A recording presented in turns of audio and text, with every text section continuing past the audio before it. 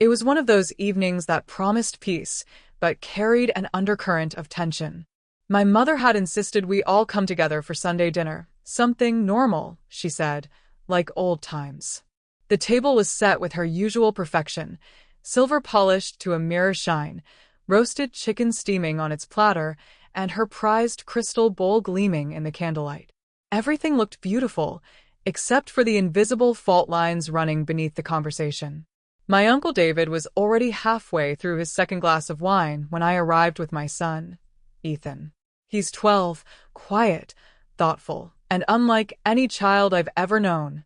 Ever since he was little, he's been more interested in gears and circuits than soccer or cartoons.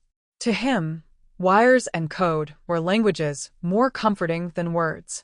I love that about him, though I've learned not everyone sees it that way.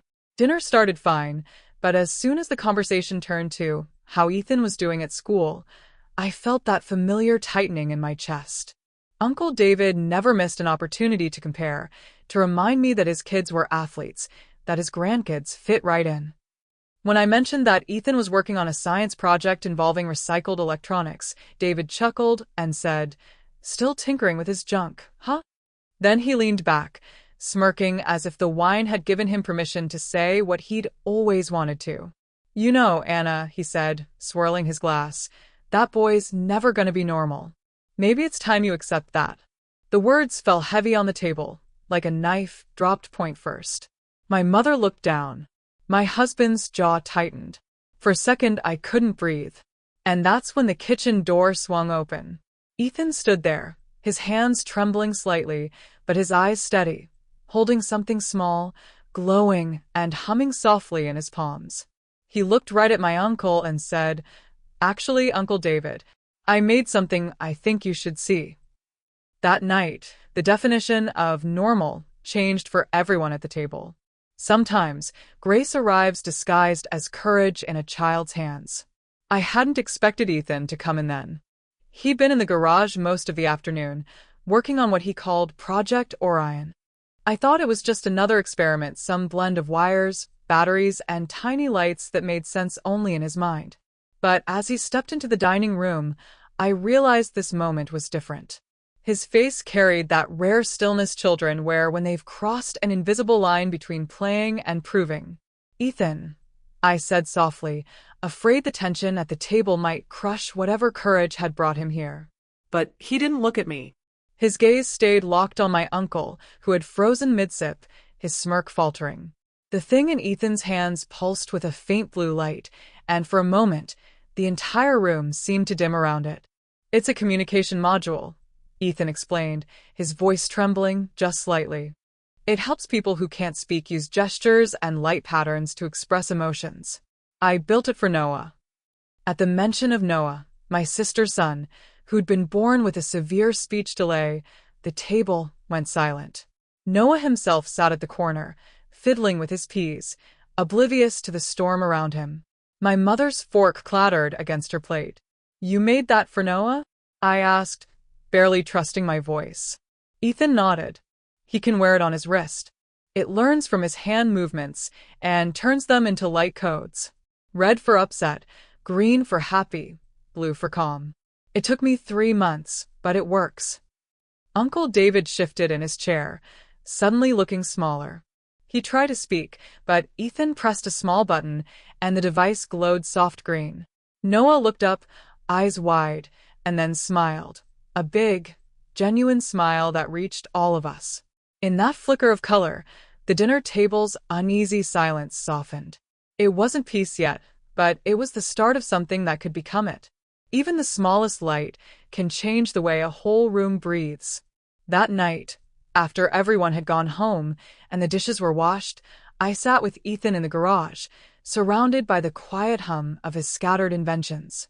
The soft light from the ceiling bulb caught the reflection of copper wires, glass jars, and old circuit boards, his world, his refuge. "You didn't have to show him, sweetheart," I said gently. "I know how Uncle David can be." Ethan shrugged, twisting a small screwdriver between his fingers. "I wasn't showing him, Mom. I was showing Noah. He deserved to have a voice." His words settled deep in me. It wasn't just pride I felt. It was the dawning realization that my son understood something about kindness that the adults at that dinner table had long forgotten. But life in our family was never that simple. The next morning, my mother called. "Anna," she began, her tone careful, "David wants to see Ethan's invention again. He said he might have a business idea." I felt my stomach tighten. My uncle was a retired engineer who'd made his money by spotting potential, usually other people's, and reshaping it into profit. "Tell him we'll think about it," I replied. But word spread quickly. Within days, relatives who hadn't called in years were suddenly curious about Ethan's invention. A cousin wanted to feature him in a school newsletter. Someone else suggested a patent. Everyone had advice, but few had asked Ethan what he wanted. That's when the real test began. Ethan's school science fair was coming up, and the rules were clear. All projects had to be original, no outside help, no financial backing. Uncle David offered to mentor him, help him present it properly. My mother thought it was a great idea. Ethan looked at me and asked the one question that pierced through the noise. "Mom, if I let him help, does it still count as mine?" It was the kind of question that no parent can answer lightly. That night, I realized the hardest test wasn't about circuits or inventions, it was about ownership, integrity, and the quiet courage to stay true when others want to claim your light. In the days that followed, Ethan's little invention took on a life of its own. My phone wouldn't stop buzzing. Texts from relatives, teachers, even a local journalist who'd heard about the boy who gave color to feelings. Everyone seemed eager to celebrate him, yet every conversation circled back to my Uncle David. He was already talking about partnerships, prototypes, and potential investors. At first, Ethan was curious. He admired his uncle's confidence, the way he could make complex things sound simple. "Maybe he could help me make it better," he said one afternoon, staring down at a circuit board. "Maybe it could reach more kids." His words broke me a little. He wanted to do good, but I knew how easily good intentions could be reshaped by greed. So I told him, "Improvement is fine, Ethan, but don't let anyone make you smaller in your own story." Still, I didn't stop him from spending a Saturday at Uncle David's workshop. When he came back, he carried his backpack tighter than usual. "Uncle David says we can patent it together," he murmured. He even printed a draft document. My pulse quickened. "Did you sign anything?" "No," Ethan said quickly, shaking his head. "But he said we should before the fair, or someone else might steal the idea." That night, Ethan couldn't sleep. I found him in the garage, staring at his invention, the blue light flickering uncertainly. "What if he's right?" he whispered. "What if someone does steal it? Then we'll rebuild," I said. "Because what's inside you can't be stolen." The idea didn't come from his hands, Ethan. It came from your heart. He nodded slowly, though I could see the confusion behind his eyes. It wasn't just about an invention anymore, it was about trust, about knowing who to let in. And in the flicker of that soft blue light, I realized the puzzle wasn't mechanical at all. It was moral. The hardest inventions are the ones that test the boundaries of the soul. The science fair arrived on a cool Saturday morning, the gymnasium filled with the usual chaos, banners, poster boards, and the smell of glue sticks and nerves. Ethan stood beside his display, dressed neatly in the shirt his grandmother had ironed, his invention resting proudly on the table. A small crowd gathered as he demonstrated how the wristband changed colors with each gesture, translating feelings into light. It was beautiful, simple, human, alive. Then, halfway through the day, I noticed something odd. Across the gym, Uncle David was talking to one of the judges. I could see the glint of his business card changing hands, his rehearsed smile in full display. My stomach twisted. Moments later, a judge approached Ethan's table with a clipboard.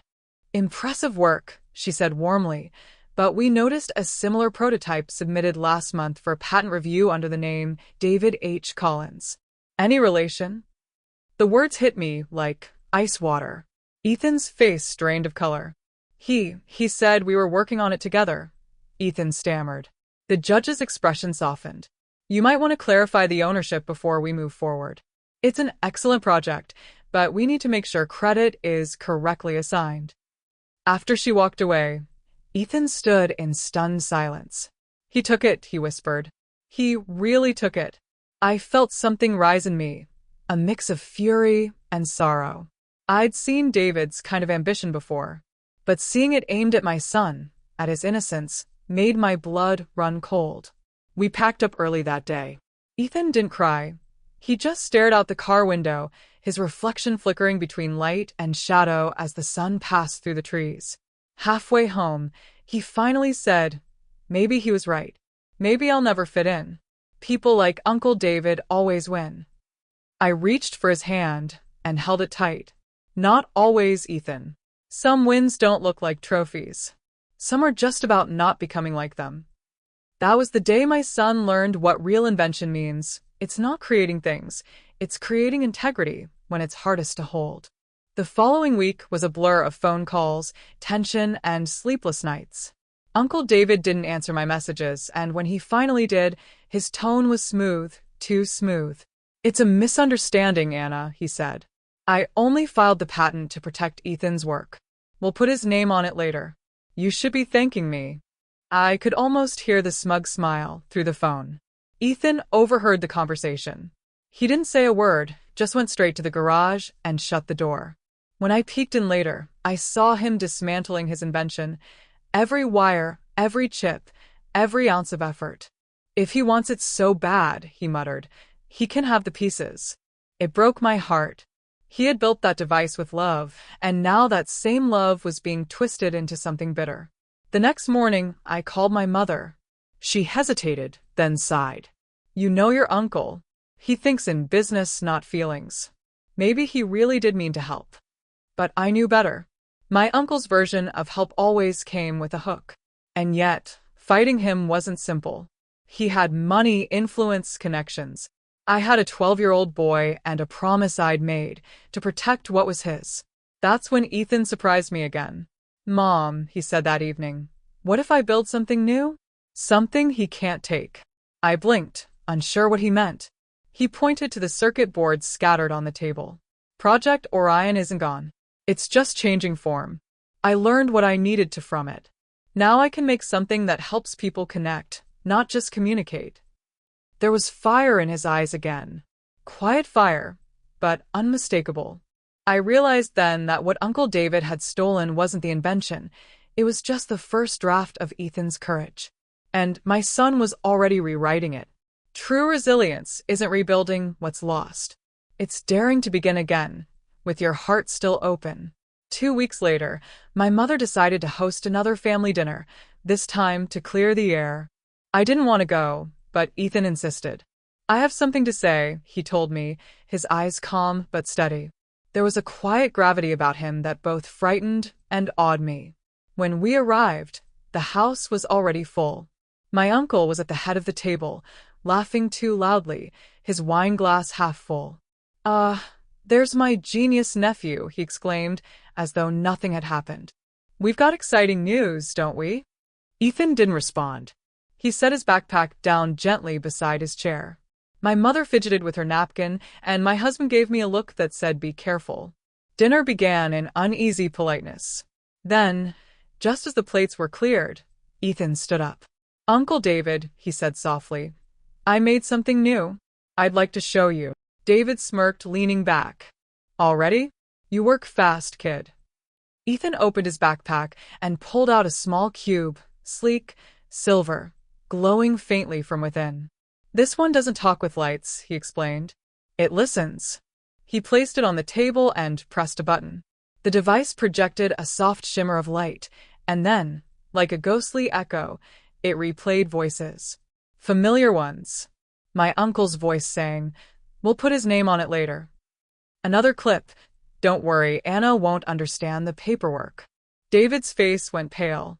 The room fell silent, every breath hanging in the air. Ethan looked straight at him. You said it was to protect me. But you lied. My mother covered her mouth, stunned. David tried to stammer something about out of context, but the device had already spoken louder than he ever could. Then Ethan pressed another button. The cube dimmed, and a final sentence played, his own voice, recorded quietly. Integrity means keeping the light inside you, even when someone else tries to steal it. For a long moment, no one moved. The silence felt like justice settling into the room. Sometimes truth doesn't shout. It glows, steady and undeniable. Uncle David left before dessert. He mumbled something about needing air, but we all knew what he was really escaping. My mother sat still for a long time after the door closed, her hands clasped tightly in her lap. Finally, she looked up at Ethan. "You recorded him?" she asked, her tone a mix of shock and awe. Ethan nodded. "Not to embarrass him. I just wanted the truth to be clear. People forget what they say when they think no one's listening." The cube sat between us on the table, its glow fading to a soft, steady blue. I could see the reflection of it in my mother's eyes, and for the first time, she smiled. Not the kind of smile that hides discomfort, but one that carries quiet pride. The next morning, Uncle David called. His voice was tired, smaller than I'd ever heard it. "Anna," he said, "I've withdrawn the patent. I'm sorry. Tell the boy he's got more integrity than I've seen in most grown men." Then he hung up. No explanations.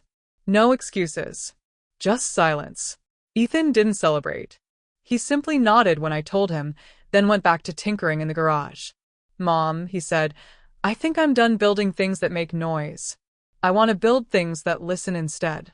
People don't listen enough. That was the legacy of Project Orion. Not the device, not the recognition, but the idea that listening is its own kind of invention.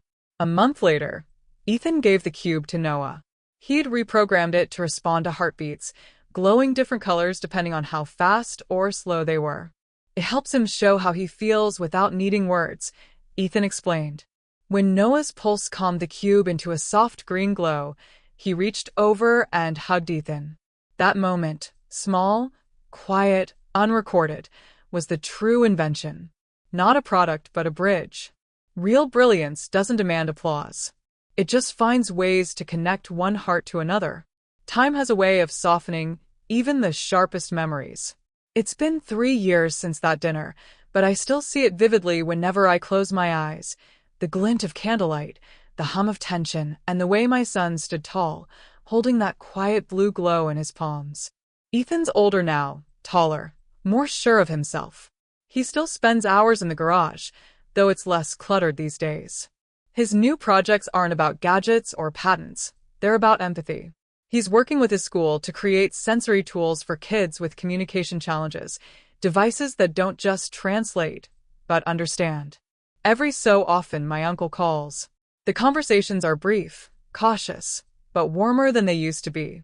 I think that night changed something in him too. Maybe humility has a sound, and he finally learned how to hear it. My mother still insists on family dinners, and though they're quieter now, there's a gentleness around the table that wasn't there before. The crystal bowl still gleams, but what matters most isn't what's served, it's who we've become. Sometimes, when Ethan talks about his ideas, I catch myself studying his hands, the same hands that once trembled as he stood up for himself. Now they move with calm purpose. "Mom," he told me recently, "I think the opposite of being normal is being true. I'd rather be that." I've carried those words with me ever since. Because the truth is, every family has its storms, its unspoken rivalries, its silent tests of love and integrity. But every so often, someone, maybe a child, maybe even you, chooses light over bitterness. That choice, quiet as it may seem, can transform an entire table, an entire generation. So if you've ever been told that someone you love will never be normal, remember this: normal isn't the goal. Kindness is. Courage is. The willingness to listen when others turn away, that's where grace begins. And maybe, like Ethan, we're all still learning to let our light speak for itself. If this story touched you, share it. Let someone else remember that integrity, like light, shines brightest when it's tested.